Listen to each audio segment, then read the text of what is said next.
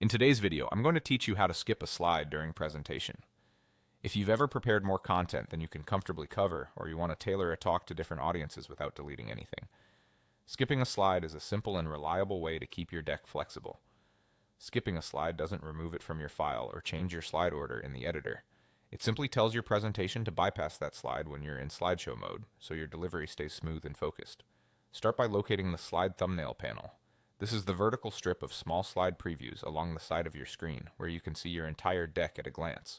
Find the slide you want to omit from the live presentation.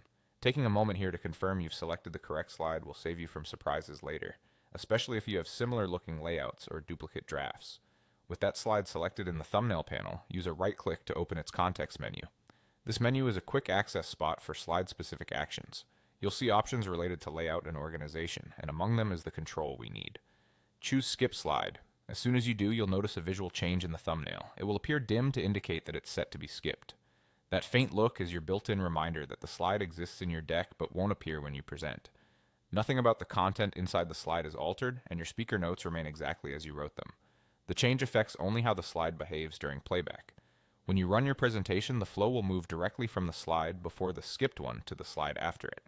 This keeps your narrative tight while preserving all of your research, examples, and backup details for later use. If you collaborate with teammates, they'll still see the skipped slide in the editor, which is helpful for reviews and iterative updates. A few quick best practices can make this even smoother. Consider marking your skipped slides in your own planning notes so you remember why they're excluded.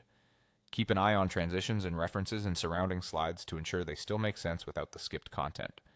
And remember that skipping is a non-destructive, reversible choice, so you can adapt your deck as your time, audience, or goals change.